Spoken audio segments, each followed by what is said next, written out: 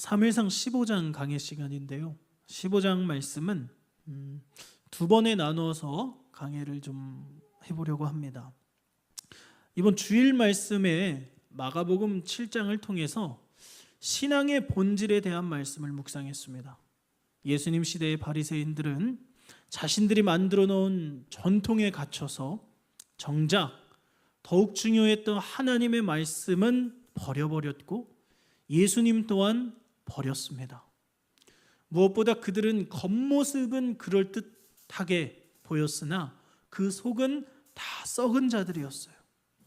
그 중심에 하나님을 향한 갈망이 없었고 하나님이 나를 어떻게 생각하실까라는 생각은 없지만 오직 어떻게 하면 내가 사람들 앞에 의롭게 보일 수 있을까? 이러한 고민들로 꽉 차 있었던 사람들이 바로 바리새인들이었어요.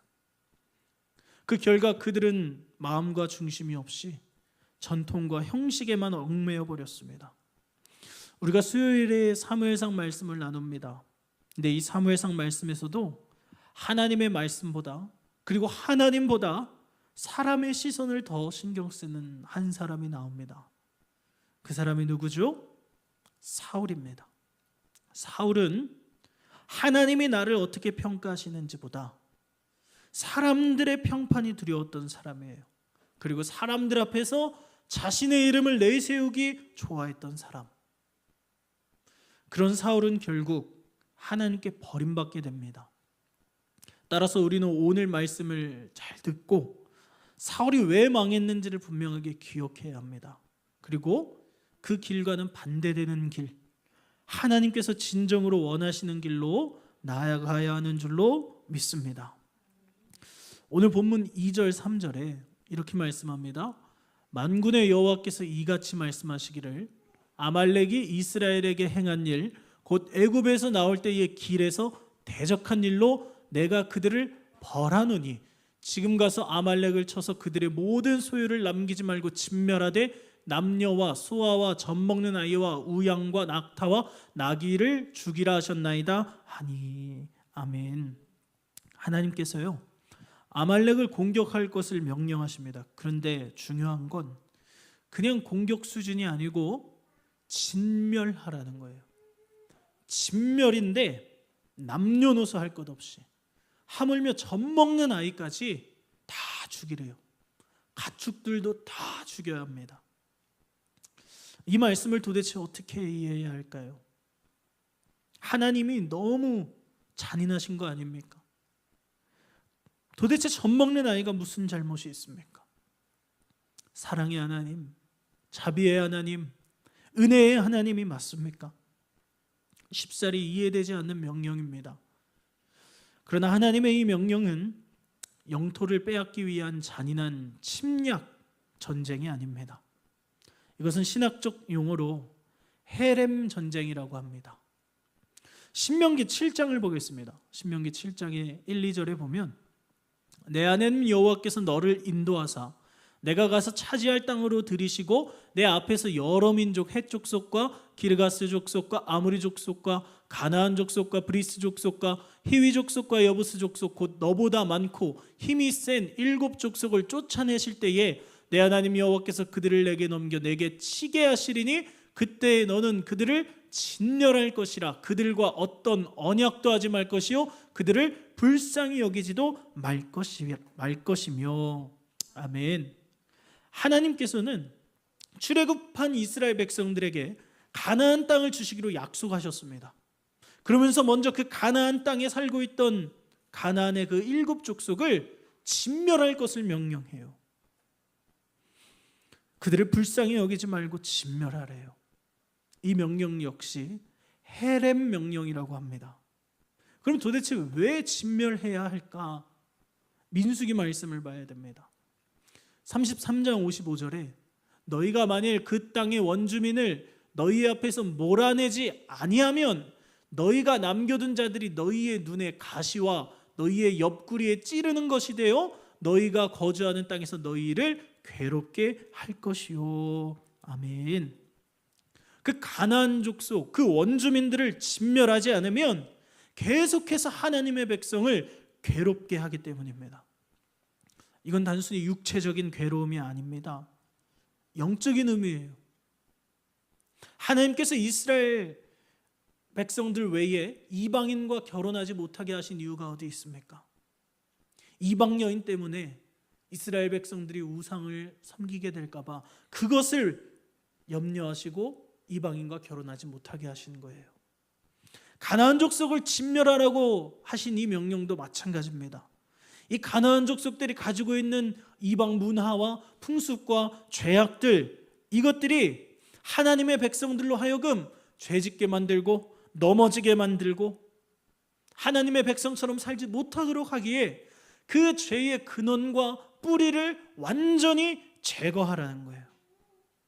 그러니까 그냥 잔인한 명령이 아니고요, 이 명령은 영적인 명령인 거예요. 그런데 이스라엘 민족은 결국 하나님의 이 말씀에 끝까지 순종하지 못하게 됩니다. 가나안 땅을 다 정복하지 못해요. 정확히는 안 해요. 하나님이 약속하셨기 때문에 진군만 하면 됩니다. 그런데 그렇게 하지 않아요. 결국 그 남은 민족이 후대에, 지금 사무엘상 이 시대에 블레셋 민족이죠. 블레셋 민족이 이스라엘을 계속 찌르는 가시로 남습니다. 이것이 바로 불순종의 결과입니다. 오늘 본문에 기록된 아말렉을 향한 진멸 명령도 영적인 명령이에요. 하나님께서 왜 굳이 아말렉을 진멸하라고 하실까요? 오늘 2절 말씀에 보면 만군의 여호와께서 이같이 말씀하시기를 아말렉이 이스라엘에게 행한 일 곧 애굽에서 나올 때의 길에서 대적한 일로 내가 그들을 벌하노니, 이렇게 기록합니다. 아말렉은요, 이스라엘 백성들이 광야에서 행진하고 있을 때 뒤에 있는 노약자들과 약한 사람들을 공격했던 그런 아주 나쁜, 이스라엘 민족에게 있어서는 안 좋은 원수 민족이에요. 즉 아말렉은 영적으로 보면 하나님의 구원 역사를 정면으로 대적했던 사탄과 죄의 모형이라고 할 수 있습니다. 그러므로 하나님이 아말렉을 공격해서 진멸하라고 하신 이 명령은 이스라엘 민족을 넘어지게 하는 사탄과 죄의 뿌리를 완전히 뽑아내라는 영적인 명령을 내리신 거예요. 그런데 사울이 하나님의 이 말씀에 순종할까요? 순종하지 않을까요? 순종하지 않습니다. 본문 9절입니다. 사울과 백성이 아각과 그의 양과 소의 가장 좋은 것 또는 기름진 것과 어린 양과 모든 좋은 것을 남기고 진멸하기를 즐겨 아니하고 가치 없고 하찮은 것은 진멸하니라. 아멘. 말씀을 보니까 사울이 어떻게 했습니까? 우선 아말렉 족속의 왕인 아각은 살려줍니다. 사람들 중에 아각만 살려줬어요. 아각이 내 판단에 쓸모 있다고 생각했나 봐요. 당연히 그렇겠죠. 왕을 그냥 죽이는 것보다 살려두고 볼모로 잡는 것이 정치 외교적으로 여러 가지 여건상 더 이득이 있었겠죠. 그런데 그게 중요한 게 아니잖아요. 하나님의 말씀에 순종하는 게 더 중요합니다. 그런데 순종하지 않고 왕을 살려둡니다. 그리고 또 뭘 살려둬요? 양과 소의 가장 좋은 것들, 기름진 것들을 진멸하지 않아요. 기록하기를 이렇게 기록합니다. 진멸하기를 즐겨 아니하고 가치 없고 하찮은 것은 진멸하니라. 이 말은요, 정말 특별한 거 한두 개만 남긴 게 아니라 정말 안 좋은 거 몇 개만 진멸하고 몇 개만 죽이고 웬만큼 중급 이상은 다 살려두는 거예요. 가축은 내가 먹을 수도 있고 뭐 여러모로 쓸모가 있잖아요. 재산이잖아요. 그러니까 다리 절거나 병들었거나 그런 것만 죽이고 웬만한 건 다 살려두는 거예요. 그러니까 사울은 하나님의 말씀에 순종할 마음이 이만큼도 없었다라는 거예요. 그래도 하나님 말씀에 순종하는 것 같은 모습은 보여야 하니까 진멸을 하기는 하되 상품성 없는 것들만, 가치 없는 것들만 죽였다라는 겁니다. 아까도 말씀드렸지만 이 헤렘 명령, 진멸 명령은 하나님의 잔인한 정복 명령이 아닙니다. 죄와 사탄의 뿌리와 그 근원을 제거하라는 하나님의 영적인 명령입니다. 하나님께서는 오늘 우리에게도 말씀하십니다. 너를 죄짓게 하는 것이 있다면 그것을 확실하게 버리라고 말입니다. 그런데 우리 눈에는 그것이 보암직도 하고 먹음직도 하고 좋아 보입니다. 그래서 하나둘 타협하고 진멸하지 않아요. 그럼 처음에는 괜찮아 보여도 그것은 다시 자라나 우리를 하나님으로부터 멀리 하게 만드는 가시가 될 겁니다. 그러므로 홍도교회 성도 여러분, 우리를 죄짓게 하는 무언가 있다면, 하나님으로부터 멀어지게 만드는 무언가가 있다면 단호하게 그 뿌리를 완전히 뽑아내버리는 결단이 있기를 소망합니다. 결코 사울의 길을 따라서는 안 됩니다. 그리고 사울은 하나님이 명령하신 이 진멸 전쟁조차 자신의 이름을 높이는 도구로 사용해버립니다. 오늘 본문 12절에 사무엘이 사울을 만나려고 아침에 일찍 일어났더니 어떤 사람이 사무엘에게 말하여 이르되 사울이 갈멜에 이르러 자기를 위하여 기념비를 세우고 발길을 돌려 길갈로 내려갔다 하는지라. 아멘. 우선 자기를 위한 기념비를 세웠다라는 건 사울은 아직도 하나님께 폐위 선언을 들었음에도 불구하고 아직도 자신의 이름을 위해 살아가고 있다는 것을 보여주고 있는 말씀이에요. 더군다나 지금 이 전쟁은 하나님이 명령하신 전쟁입니다. 당연히 승리하게 하신 분도 하나님이에요. 전적으로 하나님의 은혜입니다. 그럼 이 상황에서 이스라엘의 왕인 사울이 할 수 있는 일은 백성들을 소집하고 하나님께 영광을 돌리고 하나님께 예배해야 하는 일이에요. 마땅히 그래야 합니다. 그런데 사울은 어떻게 합니까? 자기 이름의 기념비를 세워요. 자기를 위해 기념비를 세운단 말이에요. 잘못되어도 한참 잘못됐죠. 사울은 계속해서 사람들에게 자기 이름을 세우기를 좋아합니다. 성도 여러분, 제가 홍도교회에 처음 부임하고 가장 좋았던 게 뭔지 아십니까? 주보에 헌금자 명단이 없었다라는 거예요. 주보에 내 이름이 들어가는 게 그렇게 중요할까? 그렇게 중요한 거 아닙니다. 물론 회계의 투명성과 같은 정당한 이유들이 있을 겁니다. 그런데 꼭 주보에 이름을 기입하지 않아도 다른 방법으로도 충분히 대체할 수 있는 일입니다. 헌금을 하나님께 드렸으면 드린 것이지, 내가 드렸다고 해서 나의 이름을 드러내려고 하는 순간 그것은 헌금이 아닌 게 됩니다. 예수님께서 마태복음 6장에서 이렇게 말씀하십니다. 사람에게 보이려고 그들 앞에서 너희 의를 행하지 않도록 주의하라. 그리하지 아니하면 하늘에 계신 너희 아버지께 상을 받지 못하느니라.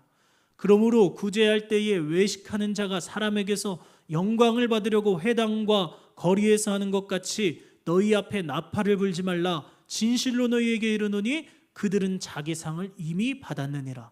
너는 구제할 때에 오른손이 하는 것을 왼손이 모르게 하여 내 구제함을 은밀하게 하라.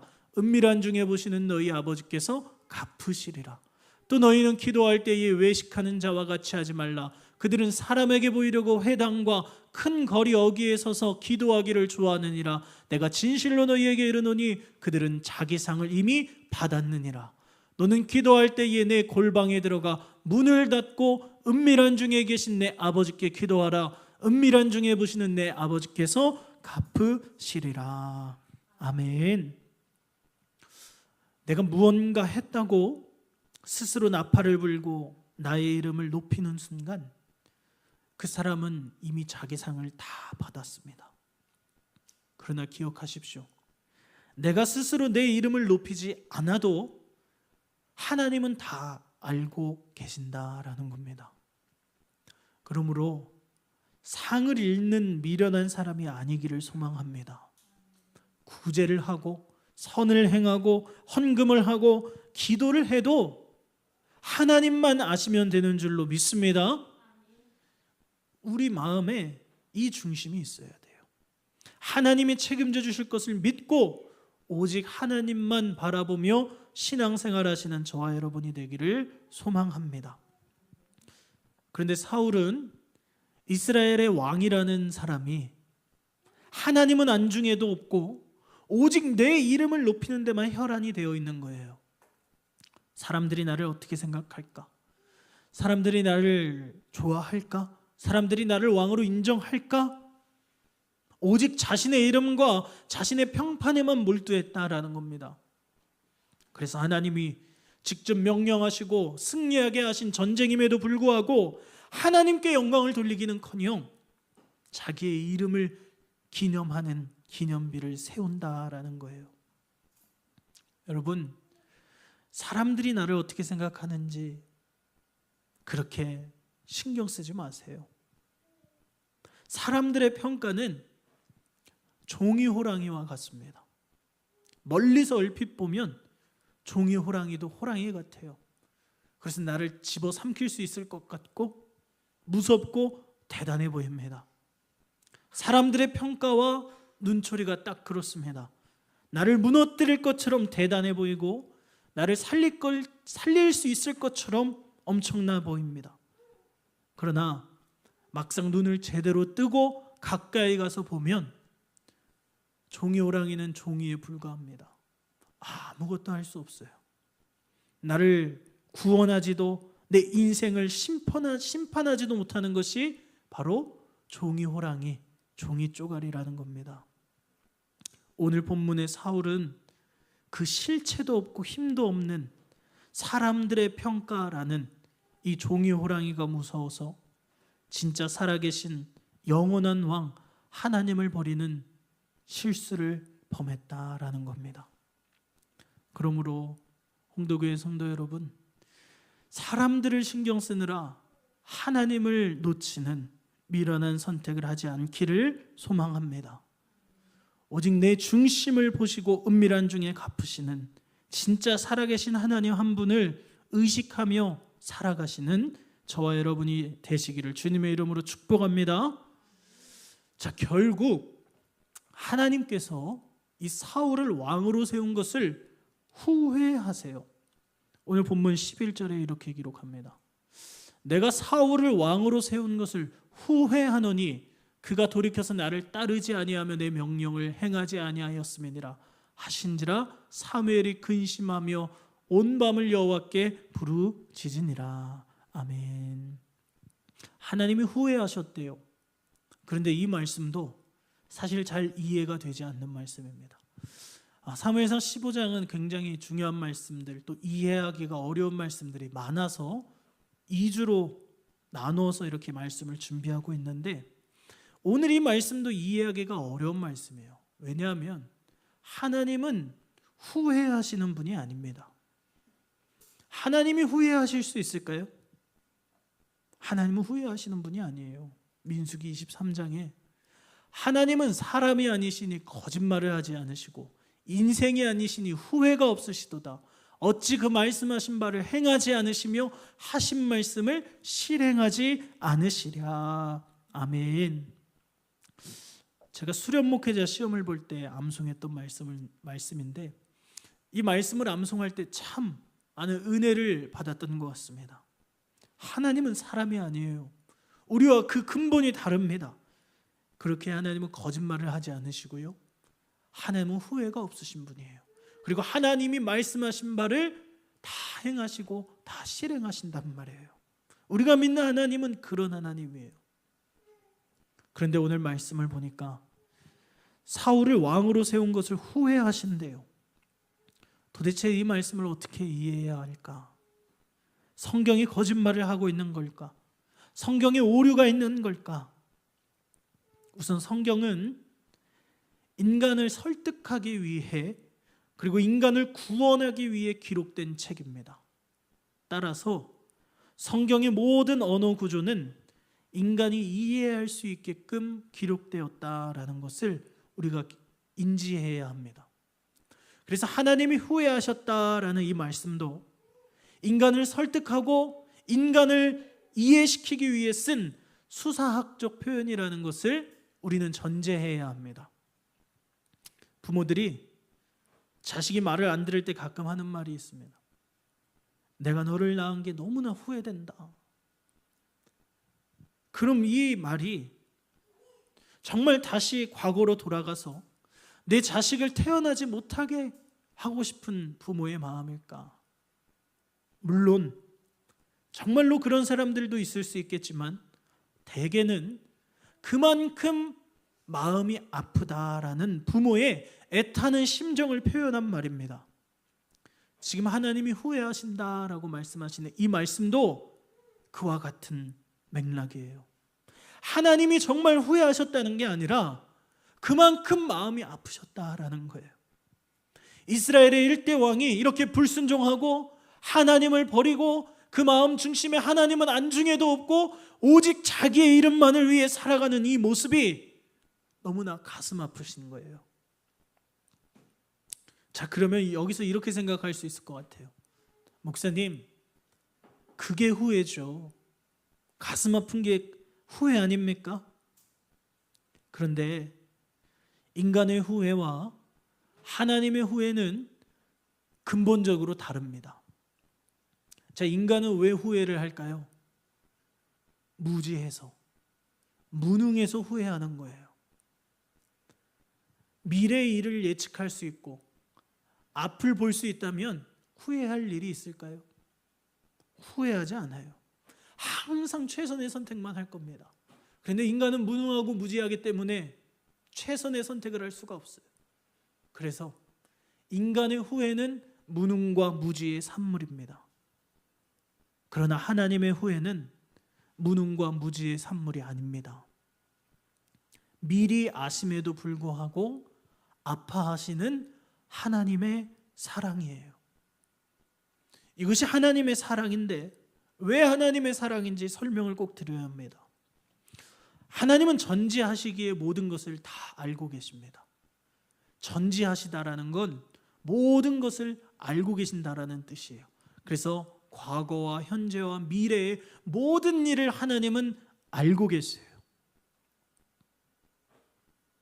사울의 불순종, 사울의 불신앙을 하나님은 이미 창세 전에 알고 계셨다라는 거예요. 알고 계심에도 불구하고 후회하신다고 표현하시면서까지 아파하신단 말이에요. 그럼 여기서 우리는 또 한 가지 질문을 하지 않을 수 없습니다. 아니, 하나님, 왜 후회하면서까지 아파하십니까? 사울이 불순종하지 않고 믿음으로 살아가도록 강제적으로라도 개입하시면 되지 않습니까? 하나님께서는 우리 인간을 인격적으로 창조하셨습니다. 이것이 바로 하나님의 형상을 닮은 우리 인간들의 특징이에요. 인격적이라는 말은 우리를 로봇으로 창조한 게 아니라는 거예요. 하나님은 우리에게 스스로 생각할 수 있고 선택할 수 있는 자유를 주셨습니다. 우리는 하나님을 사랑할 자유가 있고 사랑하지 않을 자유가 있어요. 우리는 하나님의 말씀에 순종할 자유가 있고 순종하지 않을 자유가 있습니다. 그러나 분명한 것은 하나님은 우리의 마음에서 우러나오는 자발적인 순종과 사랑을 원하신다라는 거예요.